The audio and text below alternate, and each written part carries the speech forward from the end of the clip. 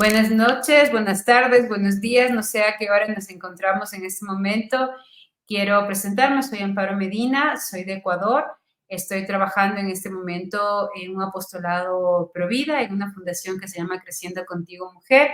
Me han invitado a compartir un testimonio que no es mío, realmente es el testimonio de cómo Dios ha ido obrando en mi vida, de cómo Dios en un momento que andaba perdida me encontró y me llamó, y de haber estado en el mundo del aborto, hoy el Señor me permite reparar el pecado del aborto a través de este apostolado Provida. Quiero iniciar pidiéndole al Señor que nos dé sobre todo un corazón abierto para poder hablar y poder escuchar, que nos regale la sabiduría del Espíritu Santo para que nuestro corazón, nuestra mente y nuestra voz sean realmente lo que el Señor quiera decir, lo que el Señor quiera hablar y lo que el Señor quiera obrar. Dale gracias a Dios por cada uno de la vida de ustedes, dale gracias a Dios por la vida de mi familia, la mía, y pedirle al Señor que a través de este testimonio podamos reparar este grave pecado que es el aborto, este grave pecado que es el odio a la iglesia y a sus pastores, y que a través de este testimonio el Señor me permita a mí reparar mis pecados y reparar los pecados del mundo entero. Así que les agradezco mucho que nuestra Madre, la Santísima Virgen de Guadalupe, nos guarde en su corazón y sea la intercesora y la madre que cobije este momento que vamos a estar juntos. En nombre del Padre, del Hijo, del Espíritu Santo. Amén. Señor, abre mis labios y mi boca pronunciará tu alabanza. Empezar comentando que soy mamá, soy abuela. En el año 1988 dejé las armas, fui guerrillera.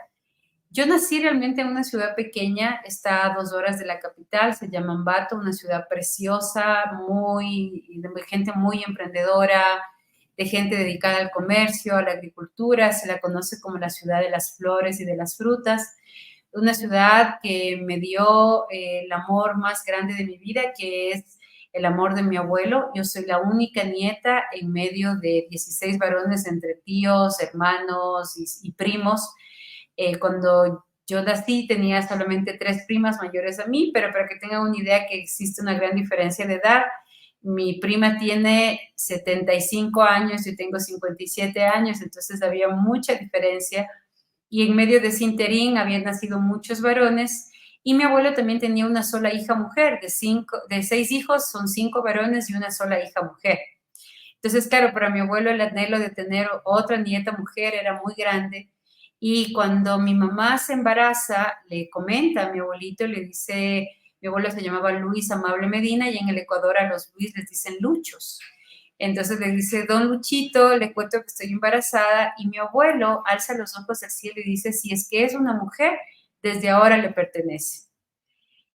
Yo nazco un 21 de junio de 1966, y cuando le notifican, mi abuelo nunca se celebraba los cumpleaños, mi abuelo se celebraba el santo, y era una fiesta de 2 días prácticamente, era la fiesta grande de la familia, el santo del abuelo.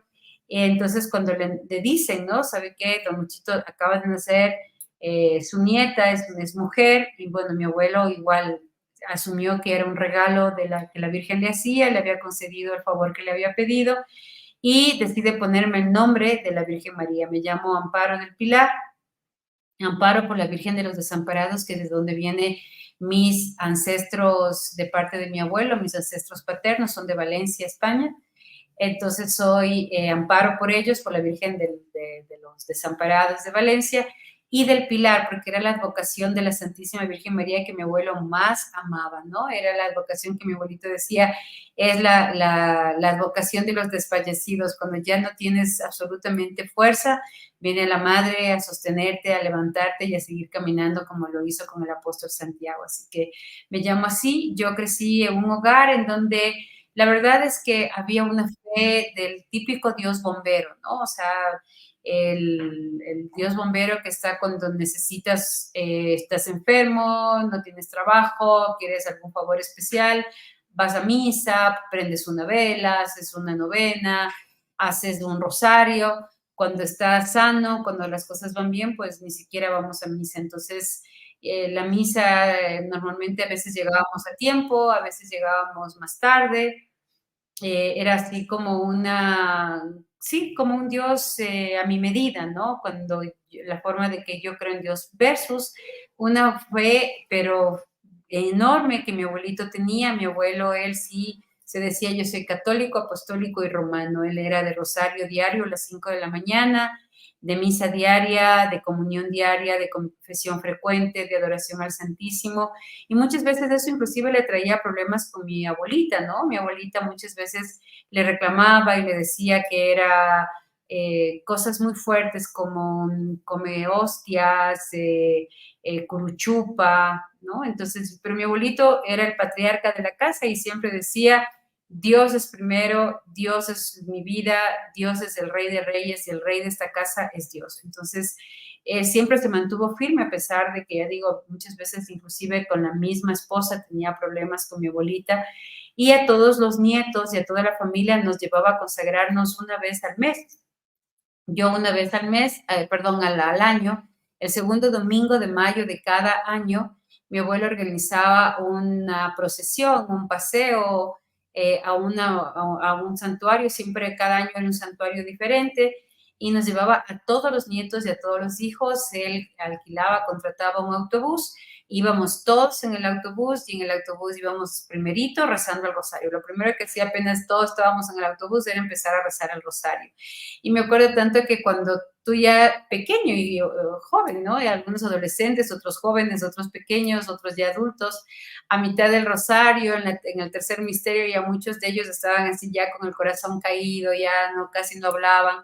Mi abuelito se paraba en el autobús, se cogía el tubo y decía, a ver, con ánimo, con fuerza, que la Virgen hay que decirle con amor, Dios te salve María, llena eres de gracia, ¿no? Era increíble porque le tenía un amor a la Virgen. Yo creo que los tres amores más grandes de mi abuelito era la Eucaristía, la Santa Misa, la Virgen María, eran los amores de su vida, ¿no? Y tú le notabas la alegría que tenía de cuando rezaba el rosario, cuando hacía la consagración.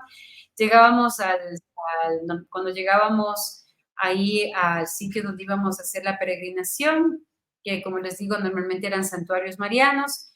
Llegábamos a la misa, hacíamos la misa y al final de la misa mi abuelo tenía muy buena relación con los sacerdotes, ¿no? Y además siempre le ayudaba, siempre colaboraba, siempre estaba pendiente de que a los sacerdotes no les falte nada, de que puedan tener todo lo necesario. Entonces, claro, tenía muy buena relación con muchos sacerdotes y cuando llegábamos siempre les pedía al final de la misa, nos ponían a todos de rodillas y nos hacían la oración de consagración a la Santísima Virgen María.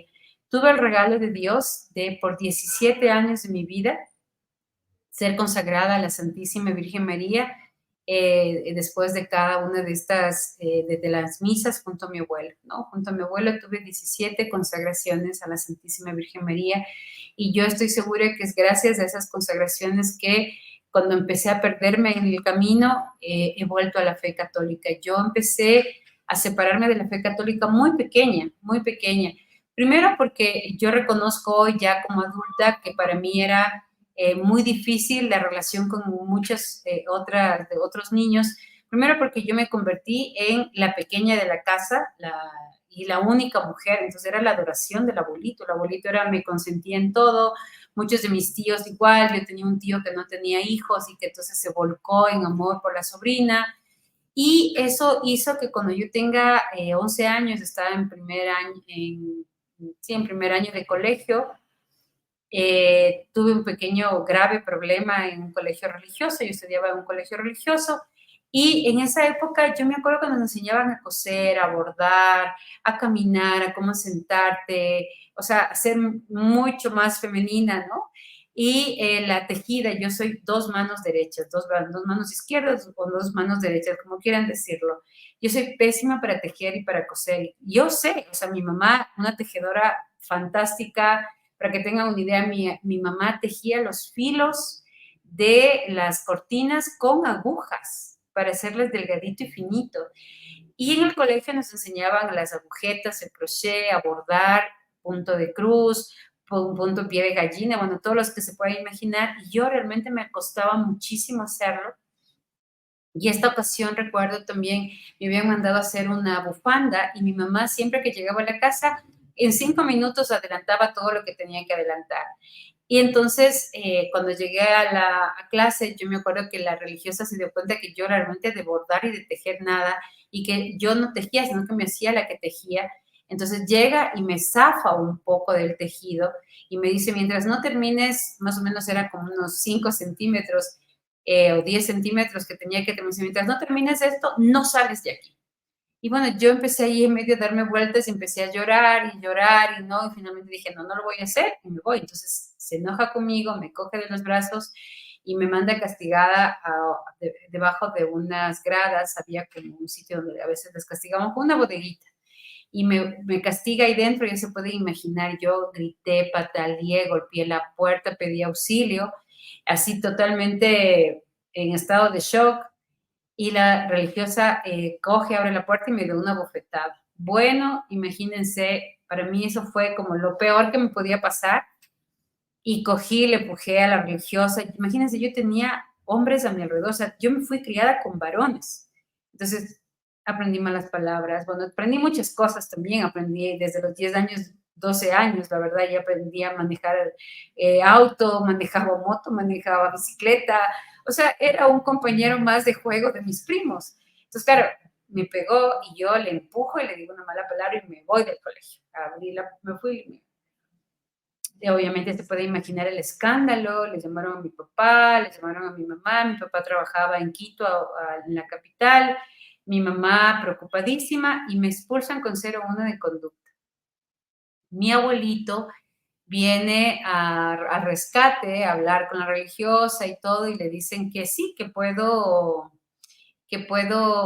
regresar al colegio, pero ya condicionada, que regreso al colegio, pero que tengo que cambiar, termina el año lectivo y me tengo que cambiar de colegio.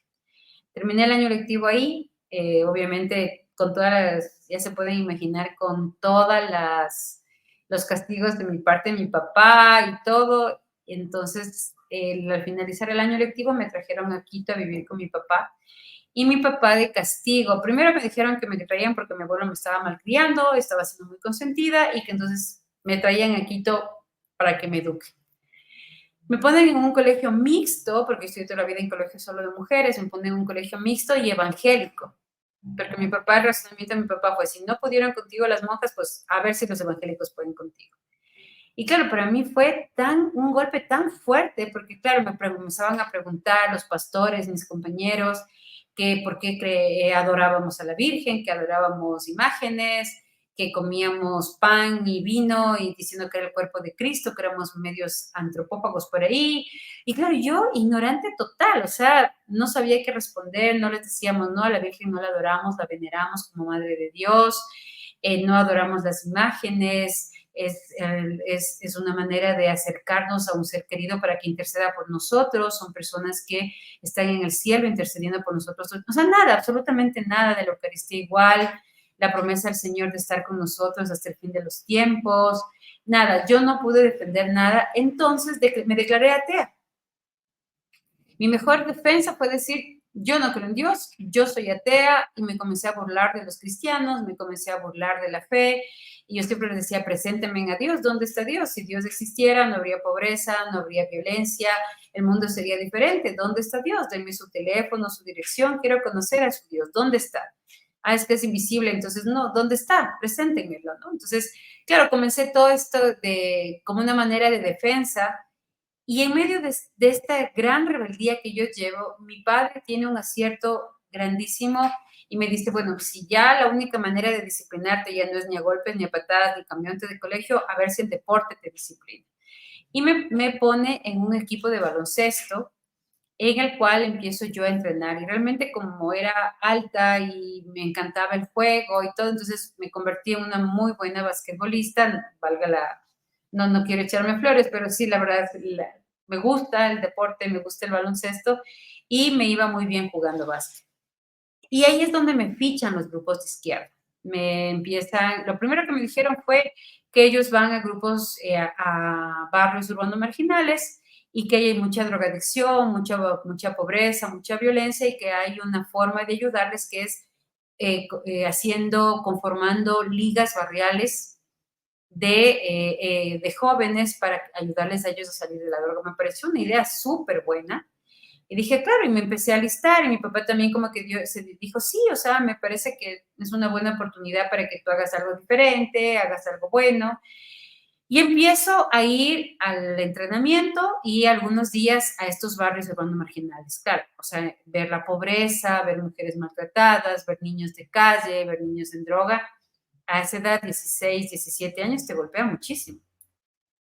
Entonces, ahí empezaron que sí, que es culpa de los ricos, que la cruz que cargamos por más de 500 años, que hay que eliminar al imperio. Entonces comencé a oír del acorazado Pontianquín, de la revolución cubana, de la revolución en Nicaragua, de la revolución comunista, de la igualdad, que los pobres tienen que tomarse el poder, del Che Guevara, me enamoré del Che Guevara, para mí era el ídolo, y comienzo poquito a poco a involucrarme en el movimiento de izquierda revolucionaria. Ya no era la joven que iba a hacer los grupos de ligas barriales de baloncesto, ya comencé a ser la compañera militante de izquierda. Entonces íbamos a los grupos de formación, a las células, ¿no? A las células de formación, a conocer mucho más sobre esta política del imperio que estaba acabando con América Latina, a conocer mucho más de este liderazgo desde la participación ciudadana, desde la organización de los pueblos, la organización de las comunidades, la organización de los obreros. Comenzamos a participar en huelgas, comenzamos a participar en tomas de la calle, aprendimos a cómo elaborar bombas Molotov, a cómo organizar marchas, acompañar a los obreros que se tomaban las fábricas, les llevábamos avena con pan, mientras otro compañero mío, que hoy es mi esposo, íbamos con la guitarra, sabe tocar la guitarra y cantaba todas estas canciones de la trova cubana, ¿no? Patria libre o morir, todo el tema de la revolución puesta en canción, puesta en cultura. Llevábamos obras de teatro donde siempre los empresarios, los hombres eran los malos, los ricos eran los malos en los que había que acabar con ellos, tomarse las fábricas para quitarles a los ricos el poder, hasta que me plantean la idea de tomarnos unas tierras al sur de la ciudad de Quito para darles tierra a los sin tierra. Entonces ya no solamente era la militancia de la huelga, ya no era la militancia de las calles, de la pintada de las calles, de ir formando grupos, de organizar mujeres, de trabajar por los pobres, sino que ahora era algo mucho más concreto, el quitarle a los ricos para darle a los pobres. Y ahí fue cuando se da este salto mucho más profundo y violento en mi vida, ¿no? Entonces organizamos a la gente, íbamos a ver a los cargadores de los mercados, íbamos a ver a los vendedores ambulantes, a la gente que estaba pidiendo caridad en la calle y las fuimos organizando, formamos células, les dimos la promesa de que les íbamos a ayudar a conseguir tierra, pero que ellos tenían que apoyarnos. Pusimos un día y una hora en donde ya repartimos, se sacaron los mapas, las escrituras y toda la imagen gráfica del terreno, dónde iban a ir, quiénes iban a ir en este lado, en el otro lado, arriba, abajo, absolutamente toda la distribución de la tierra, y el día, la hora, para que cada uno sepa dónde tiene que ir, cómo tiene que organizarse, cuántos días tenían que dormir ahí, porque cuando haces una toma, la gente tiene que dormir ahí con cartones, con todo, para que no te vayan a quitar el terreno. Y para poder concretar la toma, tú tienes que organizar tienes que construir una casa comunitaria o una escuela para que se legalice la toma de esta tierra. Entonces llegamos una noche, hubo enfrentamiento de policías, enfrentamiento de bala, mientras tanto yo acompañaba a un grupo de mujeres que en la parte alta de esta hacienda estaba construyendo con chacoto, con tierra, la escuela. Logramos construir un cuarto entre toda la noche, entre balas, gritos y todo, porque abajo se quedaron los varones y nosotros subimos arriba. Era una hacienda muy, muy grande. Ahí es cuando, obviamente, hay infiltrados de la policía, ¿no? Entonces, a muchos de nosotros nos toman fotos y nos ponen ya como personas que nos ficha inteligencia militar, nos ficha la policía, y en medio de ese interín alguien le comenta a mi papá, alguien muy cercano de la policía, le dice, oye, tu hija está fichada Yo ya estaba en la universidad, estaba en tercer año en la universidad. Le dice, tu hija está fichada y están por cogerle presa. Entonces mi papá me cierra en el cuarto, me dice que esto es el colmo. Por primera vez mi papá se confronta con la realidad de que no era las ligas barriales de baloncesto, sino que era algo mucho más grave.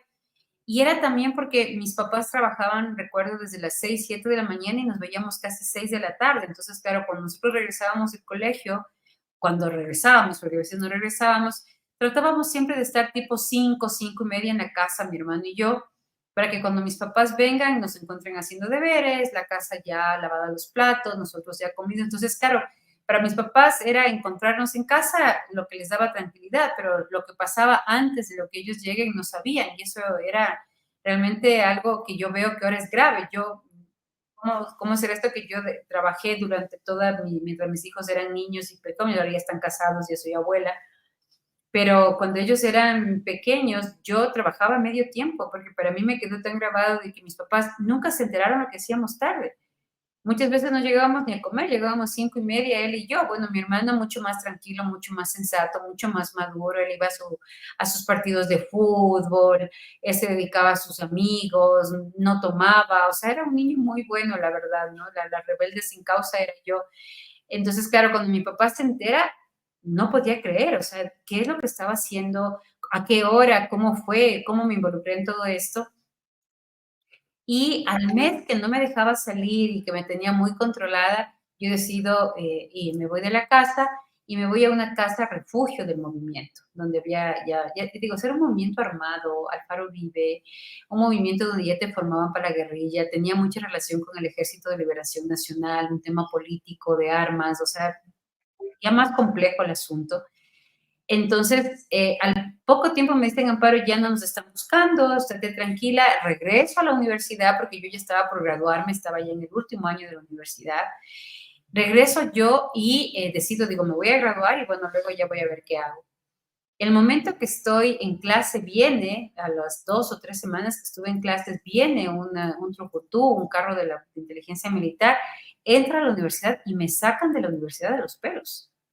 Me sacan de la universidad y estudiaba en una universidad privada. El papá de mis hijos, mi esposo, él era esa época vicepresidente del Consejo Estudiantil. Él también de izquierda, pero más político. Yo era mucho más del lado armado, pero él del lado político. Él estaba en un movimiento que se llama FAD, Frente Amplio de Izquierda. Entonces, claro, él estaba tomado como vicepresidente, entonces, claro, fue toda una serie de denuncias, se fue a derechos humanos y tal. Yo me desaparezco, me desaparecen prácticamente por 15 días. Y claro, ahí fue atroz porque sí violentaron nuestros derechos, sí fuimos torturados, fuimos realmente maltratados. Yo salí con la cara destrozada, la espalda destrozada, me sacaron 2 uñas de las manos, o sea, sí fue realmente muy, muy doloroso todo lo que estaba viviendo. Y yo creo que lo más difícil de todo este proceso fue el dolor, el dolor, o sea, el sentirte que no vales nada, porque es lo que nos hicieron sentir, que no valíamos nada. De los 5 compañeros que entramos ese día, solamente 2 sobrevivimos, los otros nunca se ha sabido ni dónde están, ni sus cuerpos, ni nada. El Mi papá hace toda una serie de denuncias, en esa época éramos amigos nada más con el papá de mis hijos, él también, y logran rescatarme, y ese mismo momento que me rescatan, me mandan a España, ¿no? O sea, yo salí como exiliada política a España. Estuve 2 años y medio, ahí estudié, me ayudaron en todo este camino de sanación, me ayudaron con ayuda psicológica, me ayudaron a terminar los estudios, terminé estudiando ahí en San Sebastián, España, en el Instituto Hadas Esquí de Escola. Ahí me gradué de educadora de calle, de animadora sociocultural. Cuando terminé mis estudios, regresé al Ecuador y cuando regresé al Ecuador había habido un cambio desde un partido de extrema derecha a un partido de centro izquierda, ¿no? Muchos de mis compañeros estaban ahí prácticamente ya líderes a nivel político y muchos de ellos en cargos muy altos. De hecho, uno de los jefes de célula fue ministro de Educación y me traen como asesora del ministro de Educación. Mi mamá también ya quería verme, entonces yo me dejo como convencer de sí, vente, tus amigos están ya en el poder, sería importante que regreses a la casa. Regreso a casa, dije, bueno, me voy a separar de todo esto, comprendí el tema de la violencia, me costó muchísimo sanar muchas cosas que vi, que viví, ¿no? Y cuando ya regreso, empiezo a trabajar en un proyecto de educación preescolar muy bonito. Montamos un proyecto, ganamos un montón de premios de la OEA, de la UNESCO, porque por primera vez en el Ecuador se daba educación preescolar bilingüe, quechua parlante e hispano parlante. Y aparte de eso, en barrios urbanos marginales, cogíamos a las mamitas que se quedaban a cargo de los bebés como guarderías caseras, digamos, domésticas, que cuidaban a los bebés y las capacitábamos en habilidades y destrezas y lógicas para que puedan transmitir a sus hijos y así mejorar el conocimiento de ellos para que tengan un mejor rendimiento en el sistema escolar formal. Con esto, la verdad es que para mí fue un momento muy, muy bonito, pero no dejaba de rondar los movimientos de izquierda, estar con ellos. Y este proyecto me lleva directamente a trabajar con las Naciones Unidas. O sea, ganamos tantos premios, fue tan reconocido que UNICEF me invita a formar parte como consultora de algunas de sus actividades. Empecé haciendo un estudio de una recolección de historias y cuentos que les contaban las mamás, sobre todo de las comunidades indígenas, a sus hijos, canciones, cuentos, historias, leyendas de tradición verbal de las mamás indígenas a sus hijos.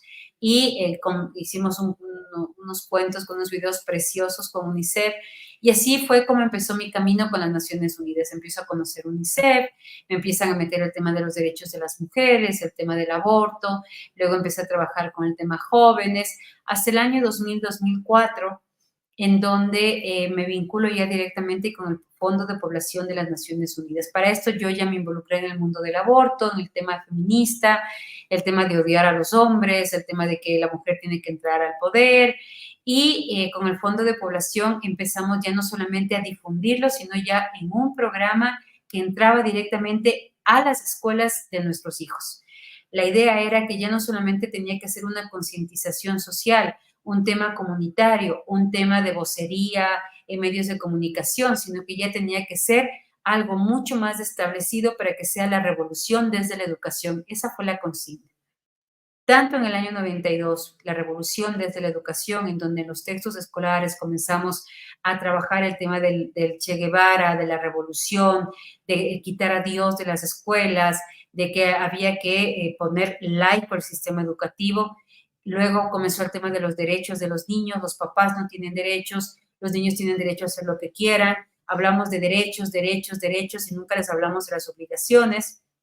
Entonces, todo esto se fue como generando desde el año 90, 92. Quítale los derechos a los padres de familia, quítale a Dios de las escuelas, háblales del querer, del sentir, yo quiero, yo siento, yo necesito, y por ahí es por donde los niños tienen que ir, los adolescentes tienen que ir, los papás tienen que respetar, la autoridad de los papás cero, había que eliminar el tema de la autoridad de los papás, hasta que en el año 98, en el año 2000, luego de las conferencias del Cairo y de Beijing, 2004, 2006, empieza a generarse toda una campaña en donde ya, como le quitamos a los papás del medio, como le quitamos a Dios del medio, como dijimos que la educación tenía que ser laica, como empezamos a decir que la iglesia es el lumpen de la sociedad y por lo tanto había que eliminarla porque todo, absolutamente todos los males provienen de la iglesia, al punto que habíamos visto que los mismos católicos se habían convencido de eso. O sea, hablábamos tan mal de la iglesia que terminamos haciendo que los mismos católicos se convenzan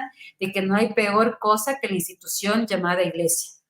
Y hoy, hasta hoy, o sea, tú hablas con muchos católicos y te hablan de la Inquisición, te hablan de todo lo que la iglesia acabó en América Latina, de cómo exterminó a los indígenas, cosa que es totalmente mentira. Hasta ahora América tiene indígenas, ¿no? O sea, de esa España, la maldita España, ¿no? Porque así era como había que acabar con la conquista española, no hablar de los 500 años, no hablar de América hispana, sino a América India. O sea, todo eso se vino dando desde el 90, el 92, luego vino todo este tema de desarraigar la identidad de la gente. Y claro, al año 2004, 2004, cuando nosotros tomamos el proyecto de salud sexual y reproductiva, el campo ya era fértil. Habíamos hecho una revolución del lenguaje, habíamos trastocado la historia, habíamos trastocado la fe de la gente, era momento de trastocar la identidad de las personas, ¿no? Las mujeres ya estaban convencidas de que matar hijos era bueno y que por lo tanto es un derecho. Habíamos convencido a las personas que su identidad mestiza era realmente un atentado al tema indígena y que por lo tanto no había peor cosa que ser hispanoparlante y mestizo, ¿no? Porque los españoles eran lo peor que nos podía suceder. Habíamos hablado de que la iglesia era una institución que traía males al mundo y que por lo tanto ya no tenía autoridad y que por lo tanto todo lo que la iglesia decía era malo. Entonces, todo esto dentro del sistema social, cultural, dentro del sistema no formal, había que estandarizarlo y cómo a través del sistema educativo. Hoy había que trastocar la identidad. Ya no nacemos hombres ni mujeres, el tema de la emoción tiene que ser respetada. Entonces, si yo me siento pájaro, si yo me siento buey, si yo me siento perro, si yo me siento joven, si yo me siento anciano, si yo me siento de otra nacionalidad, pues hoy es yo siento, yo quiero, yo necesito. ¿Cómo? A través de trastocar la pureza y la castidad. Y para eso se creó el proyecto de salud sexual reproductiva, cuyo objetivo central era la sexualización de los niños, la homosexualización de los niños, la difusión de la pedofilia, todo esto acompañado de fortalecer el tema del aborto para que no sea necesario legalizarlo, sino que ya sea algo tan frecuente que todo el mundo diga, si ya todo el mundo lo hace, entonces legalizarlo no tiene sentido. Influenciar dentro de la cosificación de las personas, o sea, hacer de que cada persona ya se sienta una cosa más que un ser humano, más que una persona, y que podamos llegar a ser desechables o no, usables o no, ¿no? ¿Cómo te uso? Con un anticonceptivo. No importa cuándo te uso, cómo te uso, en dónde te uso, con que tengas un preservativo en la mano no hay problema. Y si te falla el preservativo, no te preocupes que tenemos el aborto como solución. Ya no importa que tengas relaciones entre hombres y mujeres. Si tú quieres, entre hombres, entre mujeres, entre niños y adultos, con animales, con la naturaleza, tengan relaciones sexuales con la tierra, con los árboles, con lo que tú quieras, con que te dé placer, eso es lo más importante y nadie te puede juzgar, nadie te puede acusar. Todo esto que parecía tan imposible de lograrlo, recuerdo tanto una de las capacitaciones de las Naciones Unidas nos decía, el arma más poderosa que tenemos es el lenguaje y la educación. A través del lenguaje, tú puedes hacer que las personas entiendan que lo que está mal está bien y lo que está bien está mal. Entonces, tú tienes que utilizar palabras nobles para algo que puede ser muy desastroso. Ya no digas aborto, de interrupción voluntaria del embarazo. Ya no digas relaciones sexuales. Ahora tienes que decir hacer el amor. Ya no hables del matrimonio, habla de la pareja, habla del consentimiento, habla de las relaciones consentidas, no hables del matrimonio, habla de relaciones consentidas, ¿no? Porque el matrimonio es una institución, la relación consentida es un momento.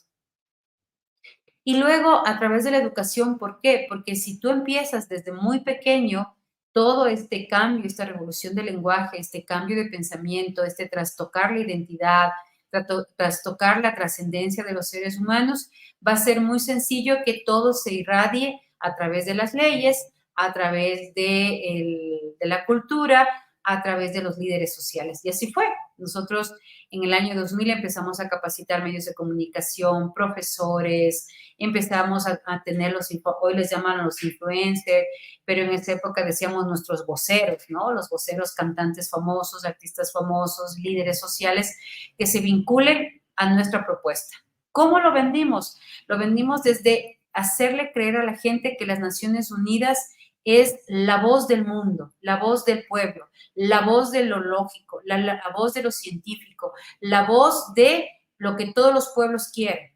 Entonces le dimos un poder a las Naciones Unidas que en un momento determinado, si tú decías, yo decía, yo soy consultora de las Naciones Unidas, automáticamente te reciben asambleístas, congresistas, líderes sociales, líderes políticos, gobiernos locales, gobiernos nacionales, al punto que existen en nuestros países y en España igual, oficinas de las Naciones Unidas en nuestros congresos, en la judicatura, delegados ante el Ejecutivo de nuestras propuestas. Entonces, claro, se vendió tal el tema de las Naciones Unidas, ser vocero de las Naciones Unidas, ser empleado de las Naciones Unidas, ser médico de las Naciones Unidas, que los únicos que tienen autoridad para decir algo son ellos.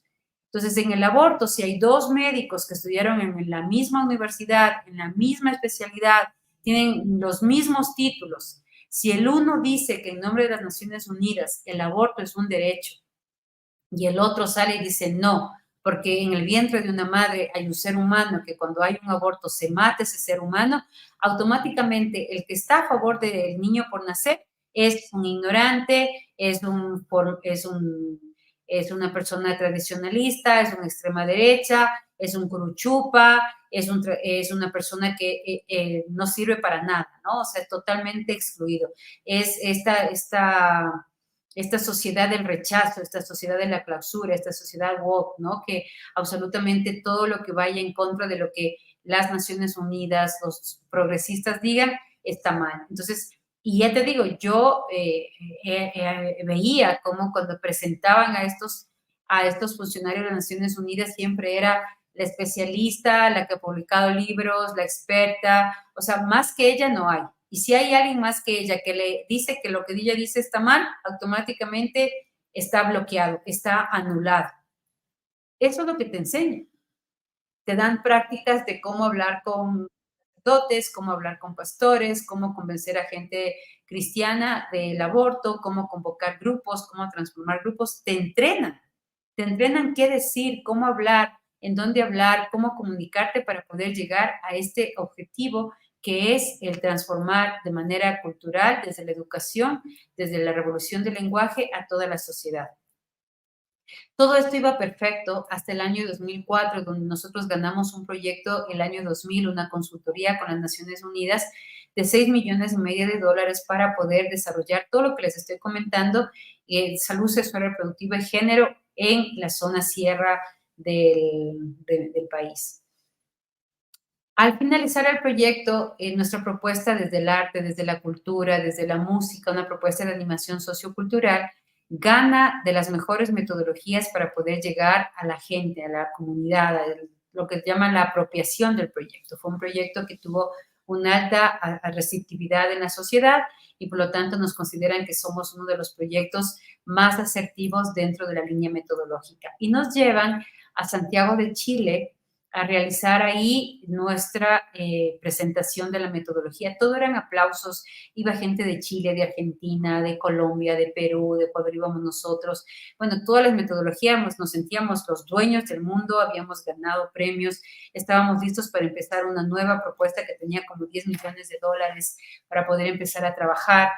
Y al final, el último día, se presenta la evaluación de los epidemiólogos, ¿no? Todos felices, cuando los epidemiólogos dicen, bueno, o sea, les felicitamos, las tecnologías son muy buenas, la gente ha crecido el acceso al uso de anticonceptivos, el preservativo es algo ya común y la gente está usándolo de manera muy natural, ya la gente lo va a comprar de una manera mucho más fácil, sin tanto recelo, se ha roto la barrera para la adquisición de la anticoncepción y sobre todo el preservativo, especialmente en mujeres y en adolescentes, que era el objetivo central para el uso del preservativo. Pero no se dan cuenta de algo, nos dicen los epidemiólogos, que el preservativo ayuda en mínimos porcentaje a prevenir alguna enfermedad de transmisión sexual, porque existen enfermedades de transmisión sexual que son las más comunes, como el virus del papiloma humano, el herpes, que se transmite en piel a piel por el simple sudor del área contagiada, y como hoy hemos cambiado a través de esta metodología la forma de cómo tener relaciones sexuales, ya no son solamente enfermedades genitales, sino que son anales y bucales. Claro, ya se puede imaginar nosotros así como, ¿cómo? O sea, me dices que entregue preservativos y ahora me dices que el preservativo no es 100% fiable. O sea, ¿de qué estamos hablando? Y luego nos dicen las cifras, ¿no? El 46% de adolescentes que ya viven una vida sexual activa y promiscua ya están contagiados de herpes o de virus de papiloma humano. Han quintuplicado el embarazo adolescente, que es el boom de las Naciones Unidas. Al país que va, habla de que se ha quintuplicado el embarazo adolescente, pero jamás dicen que fue desde que ellos aplicaron sus programas.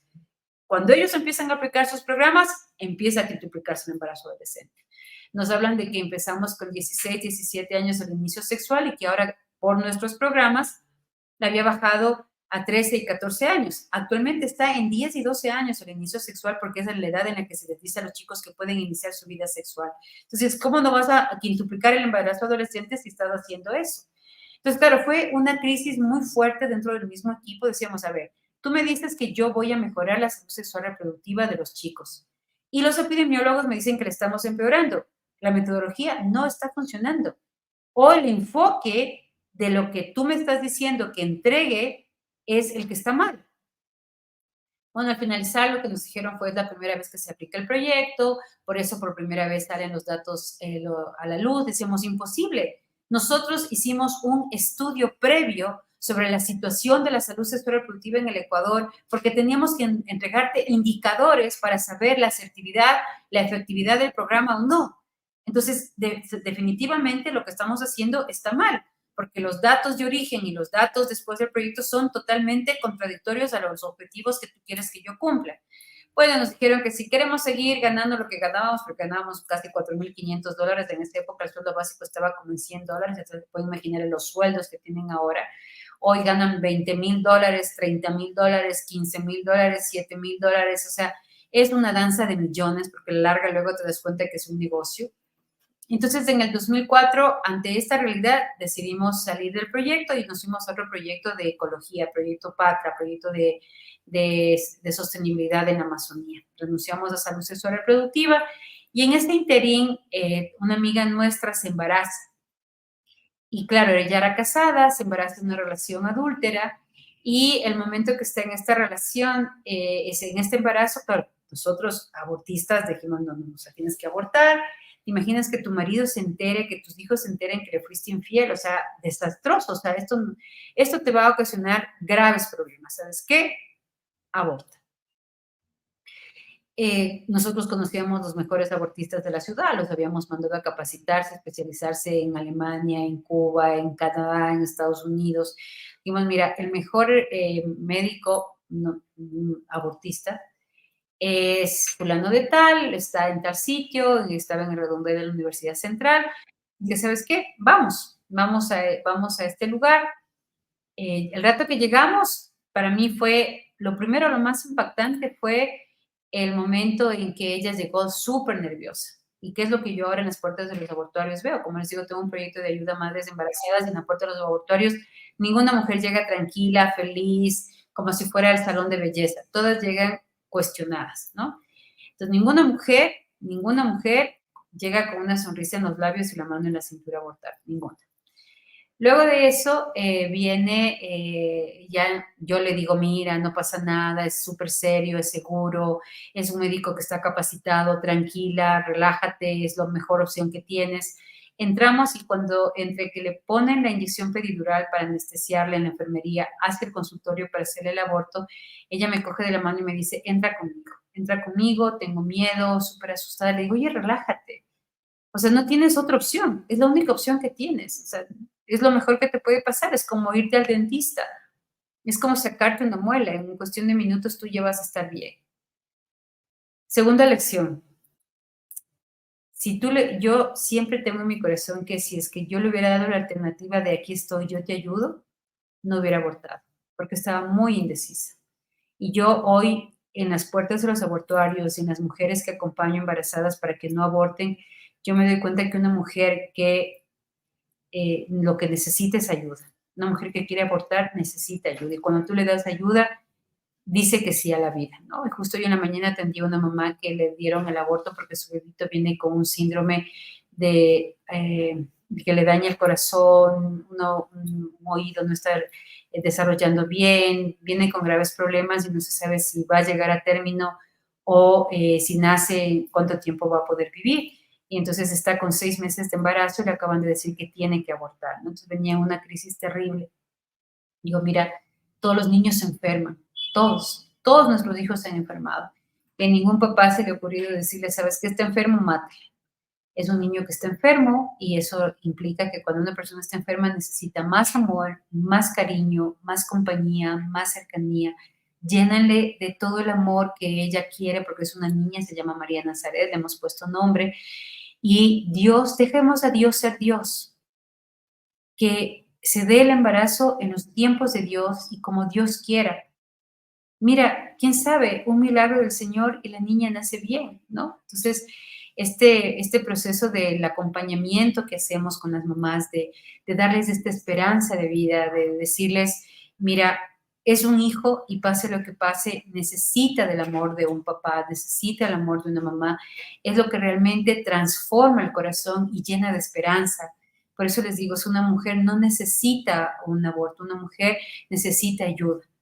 Y el tercer momento ya fue cuando estuve en el abortuario, siempre había hablado del aborto, siempre había dicho que el aborto es un procedimiento sencillo, que es un derecho de la mujer, pero cuando las mujeres pro vida venían y me enseñaban los fetos destrozados, las imágenes de estos fetos destrozados, de estos bebés destrozados, yo siempre decía, son unas fanáticas, viejas locas, ¿qué les pasa? Eso no es verdad, es un cúmulo de células.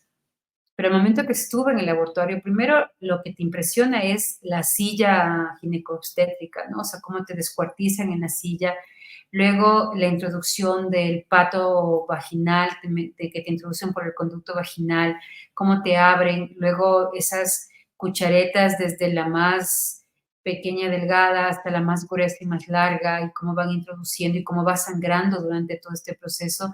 Para mí fue lo más impactante, o sea, casi me desmayo, tenía ganas de gritar, tenía ganas de decirme del médico, decir, ya no más, pare. Mi amiga tenía la mirada clavada en el techo, luego comencé a mirar el frasco donde estaban empezando a caer los restos. Era realmente desastroso, o sea, era horroroso, era terrorífico. Comencé a ver piecitos, el bracito. Luego al final vi cómo metió una, como cuchareta aplastó algo, y salió una cosa como baba blanca. Terminó el procedimiento, comenzó a absorber con una aspiradora que suena terrorífico, 70 veces más fuerte que una aspiradora que hay en una casa. Y ese sonido jamás se te va, ni el olor a sangre, ni el color de las paredes, ni el sonido es horroroso, es tétrico, ¿no? O sea, yo recuerdo que las paredes eran como medias verdes, ¿no? Es un color medio pastel verde. Yo les digo, no soporto estos lugares hasta el día de hoy, ¿no? Alguna vez mi esposo me decía, mira, ¿qué tal si pintamos en esta pared algo? Yo, o sea, no decía, no, o sea, no podría vivir, no podría, hasta el día de hoy. Y claro, cuando comencé a ver el resto de los bebés y por primera vez me di cuenta que era un resto humano, o sea, fue algo que jamás lo olvidaré. Luego el médico cogió el frasco, que es como una pecera que tiene suero, que tiene un líquido, y el momento en que, no, es realmente solución salina, ¿no? El médico empieza a contar las partes para saber si está completo, se va al baño, bota en el servicio higiénico del consultorio los restos del bebé, jala la cadena y dice, ya el procedimiento ha terminado, en 40 minutos de ella va a poder moverse, les recomiendo que vayan a casa, que haga reposo, pero si tiene que regresar a la oficina, por favor que no se mueva. Si mancha más de 2 toallas sanitarias en menos de una hora, tiene que ir de emergencia a un hospital. No digan que se ha hecho el aborto, digan que creo que estaba embarazada, perdón que me mueva, les quiero enseñar el tamaño del bebé. Aquí tengo unos modelos de bebitos, ¿no? Tristemente, este es el tamaño del bebé que yo llevé a abortar, ¿no? Este. Es un bebé de 10 semanas aproximadamente. Este es el más pequeñito de 7, 8, 9 y 10 semanas, ¿no? Tú puedes ver claramente las manitos, los brazos, el cerebro no pasa por el tubo porque cuando lo absorben hay una manguera que es más o menos el tamaño del dedo meñique que prenden la aspiradora y les absorben a los bebés, ¿no? Entonces ahí es absorbido el bebito, ¿no? Entonces, claro, yo salí desesperada a buscar al papá del bebé, ¿no? Y para que nos ayude. ¿Y cuál fue mi sorpresa cuando me dicen, no, ya vino, ya pagó y se fue, ¿no? Entonces, para mí fue una indignación totalmente feminista, atea, y decía, bueno, eso no puede ser un derecho de la mujer, o sea, ¿cómo es esto? O sea, y si es mujer, porque además ella tenía la idea de que era una mujer, o sea, tiene tantos derechos como tú. Ahí fue cuando la indignación dije, no, o sea, yo voy a trabajar por los derechos de todas las mujeres, incluida la que vive en el vientre de otra mujer.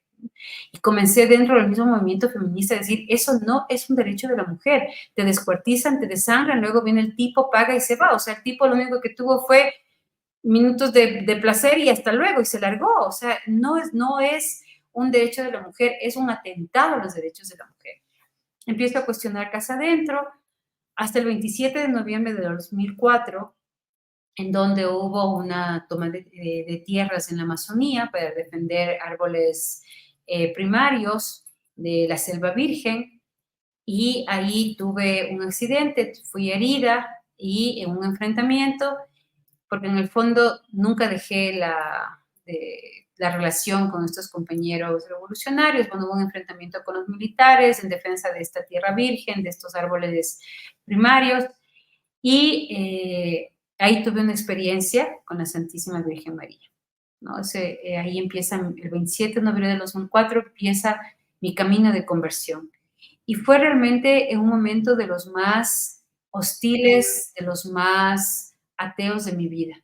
Estábamos conformando una fila de defensa de la naturaleza, una fila de defensa del bosque.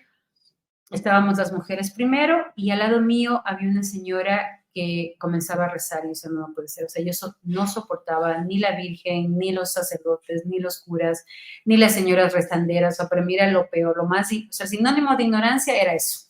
El sinónimo de locura era eso para mí, de fanatismo era eso, o sea, gente rezando.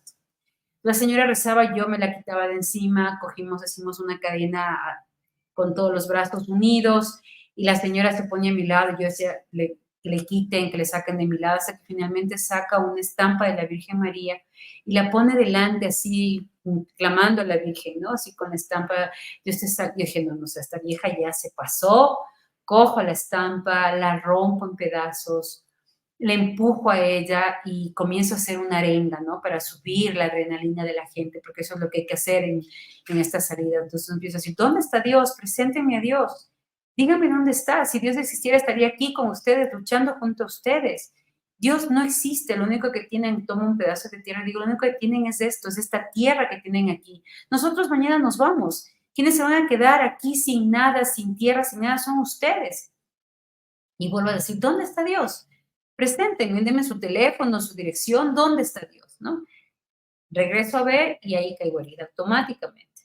Fue una herida que me atravesó el lado de la axila izquierda y el momento yo sentí que me cayó arriba, desde arriba hasta abajo, sentí un dolor espantoso, me caigo al piso, me empiezo a retorcer del dolor y mi esposo me dice, mi amor, no estás nada, o sea, es una herida, estás herida, pero está nada. Ahí se dan tres milagros. El uno, el que pasa la bala, pero atrás había gente, ninguno, la única herida fui yo.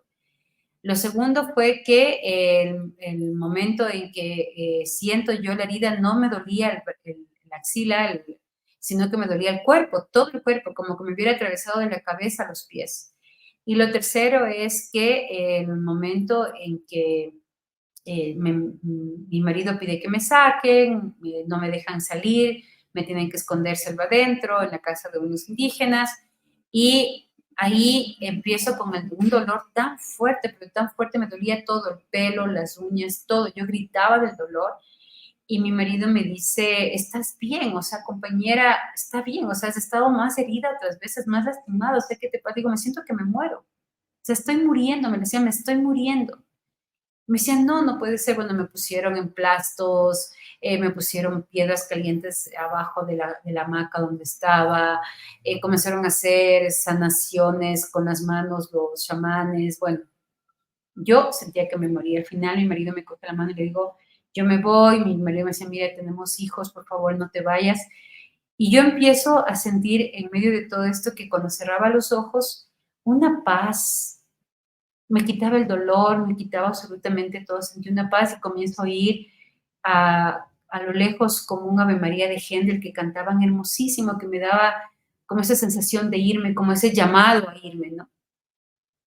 Entonces le digo, ya no avanzo, le digo a mi marido y le cojo la mano y cerré los ojos y me fui, ¿no? En ese momento, cuando yo ya cierro los ojos y siento esta paz increíble, me voy acercando, ¿no? O sea, me veo como una niña, me voy acercando y veo en el fondo un arco, ¿no? Había un arco en donde estaba una mujer con un traje entre turquesa y azul, un traje turquesa precioso, así entre verde, aturquesado, con fondo así como rayitos así medios azulados entre algunas partes del velo, un manto inmenso, que era de donde salía la voz, ¿no? De esta voz que cantaba. Yo me acerco y se regresa. Era un adolescente como de unos 16 años más o menos, con un rostro tan sobrio, tan majestuoso y una sonrisa tan tierna, una mirada dulce, dulce, dulce. Y yo inmediatamente sabía que era la Virgen María, ¿no? Y ella me saluda y me dice, mi pequeña, yo te amo. Y yo sentí en mi corazón como que me explotaba. Yo creo que si hubiera sido humanamente, hubiera explotado, explosionado, así fue como una explosión de amor. Y ese momento le quedo viendo y digo, ¿por qué me dejaste? Y ella me dice, yo nunca te dejé. Tú soltaste mi mano, pero yo caminé junto a ti todos los días de tu vida. Y en ese momento que sentí tanto amor, me miro tan sucia, tan indeseable, tan eh, inmerecedora de estar ahí. Y apenas me veo yo que estaba como indigna de estar ahí ante tanto amor, empiezo a mirar a Jesús flagelado. Pero empiezo a mirar mis pecados, empiezo a mirar uno tras de otro, desde que era niña, desde cuando hacía berrinches, desde cuando era caprichosa, desde cuando me ponía enojada con mis papás, todo, absolutamente todo, todo, todo, las mentiras, todo, pero flagelaban al Señor y luego ya le sacaba pedazos, ¿no? Cuando hablaba mal del Papa, de la iglesia, de los sacerdotes, tristemente nosotros metíamos mujeres a los sacerdotes, en las comunidades sobre todo, ¿no? Para burlarnos de su promesa de pureza y castidad. Y entonces veía cómo le coronábamos al Señor y eso me causaba un dolor, una desesperación. Quería parar, pero no podía porque ya todo había pasado. Eran pecados que ya había cometido. Finalmente, después de que veo cómo le clavo al Señor con mis pecados en la cruz, cómo le flagelo, le sacaba pedazos, pero así totalmente ensangretado, cómo le escupía en la cara, cómo le abofeteaba. O sea, era tan despreciable todo lo que había hecho, tan horroroso todo lo que había hecho, que al final, cuando estaba ya el Señor tendido en la cruz y todos mis pecados así dibujados en su cuerpo, se abre un hoyo y sale un grito profundo, pero profundo, estremecedor del fondo de la tierra en forma de una espada y le clava al Señor en la cruz.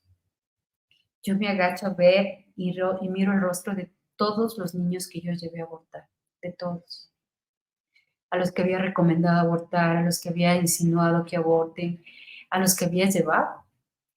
Y, y era un grito estremecedor y miro como ellos me miran. Ahí ya no soporté más.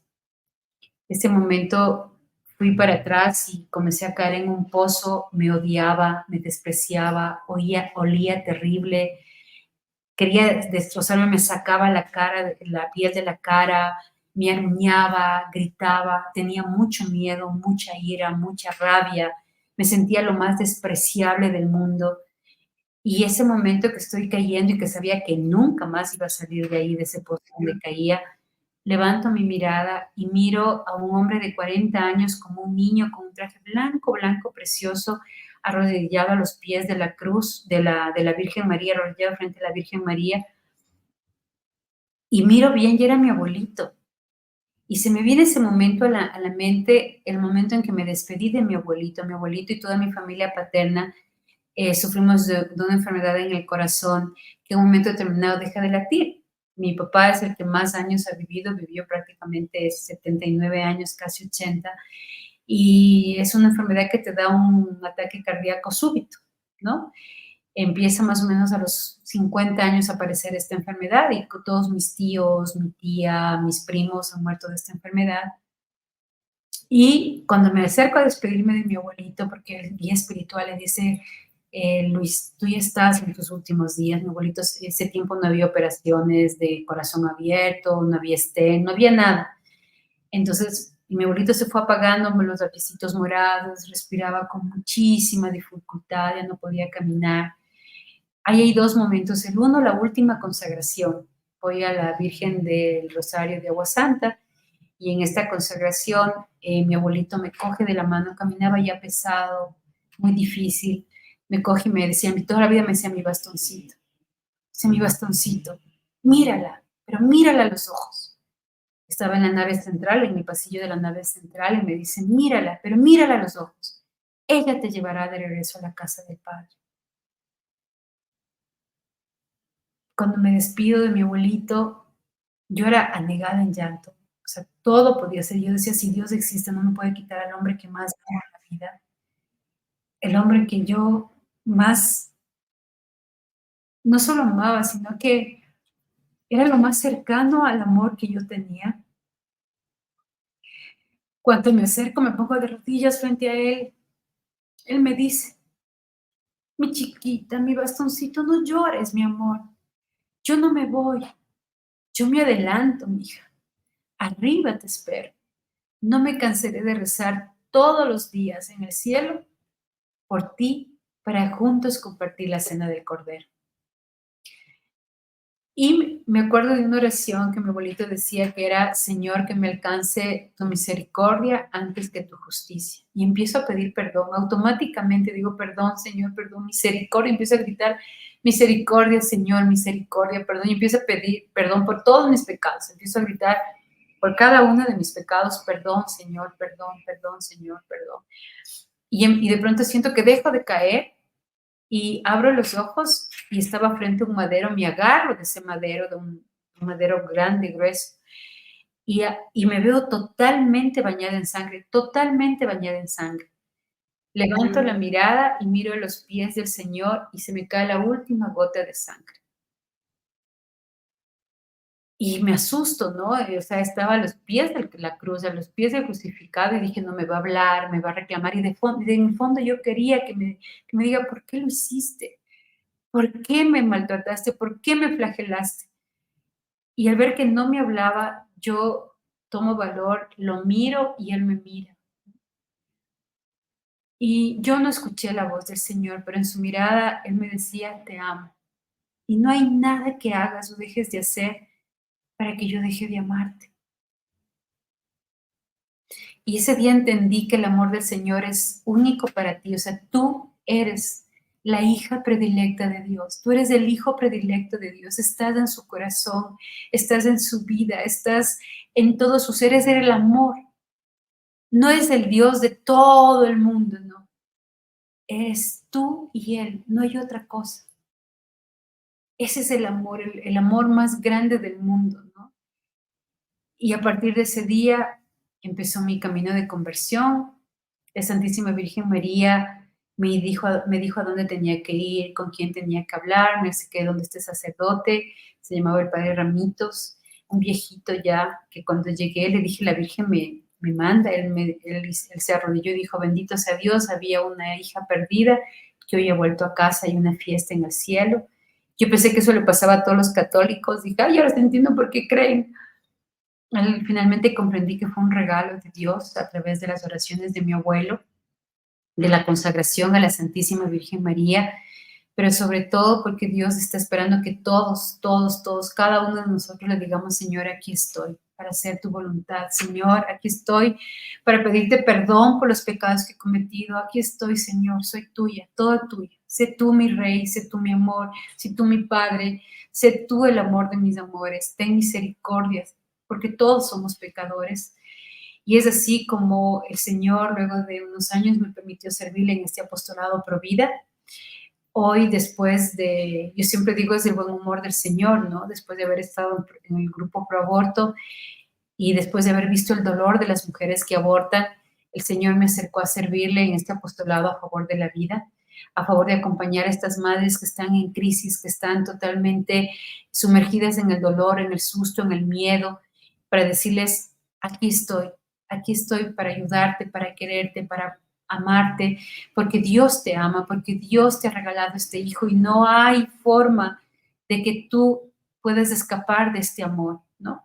Entonces, les ayudamos, les acompañamos, también comprendemos el dolor de las mujeres que han abortado, de los hombres que han abortado, les ayudamos en su camino de sanación y de encuentro con el Señor. Recogemos bebitos que han sido abortados, que han sido botados en basureros, que han sido botados en servicios higiénicos, que han sido abandonados en hospitales y los adoptamos como hijos propios y les damos una cristiana sepultura. De hecho, el día de 9 de noviembre a las 10 de la mañana inauguraremos un monumento por estos niños para que estas madres que no tuvieron el valor de continuar con su embarazo, no las juzgamos, pero les llamamos a reconciliarse con Dios, a pedirle perdón a Dios, perdón a sus hijos y que puedan ellas encontrarse con el amor de Dios y la misericordia de Dios a través de este encuentro con este espacio donde están enterrados los bebés, donde va a haber un monumento de estos no nacidos, para que puedan ponerle un nombre, para que puedan ir y llorar este dolor que les atormenta de haber abortado a sus hijos, o si a lo mejor abortaron de manera natural. Somos una organización que vivimos de la gracia y la misericordia de Dios, así que aprovecho para pedirles también que nos colaboren, que nos ayuden. Pueden hacerlo a través de PayPal. Nosotros tenemos una cuenta que se llama arroba, ¿no? Arroba AMPA Medina, y pueden ayudarnos. Si son gente de Ecuador, que nos pueden enviar ropita, pañales, fórmula de lactantes, hacer capacitaciones para las mamás.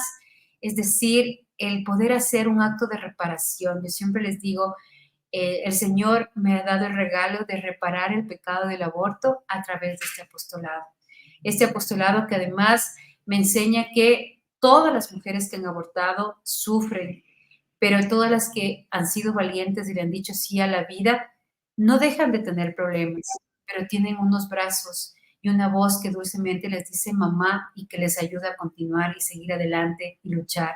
Un apostolado en donde reconozco el amor misericordioso del Señor a través de los brazos de Mamita María, de la Virgen María, que nos dice todos los días te amo a través de la sonrisa de estos niños. Así que yo les animo a decirles sí a la vida, les animo a consagrar a sus hijos al Sagrado Corazón de Jesús, a la Santísima Virgen María, porque quien se consagra a la Santísima Virgen María tiene una madre en la tierra y en el cielo que te va a cuidar, que te va a acompañar y que va a reclamarte como lo que eres, su hijo, hasta el último momento de tus días. Amén. Muchísimas gracias.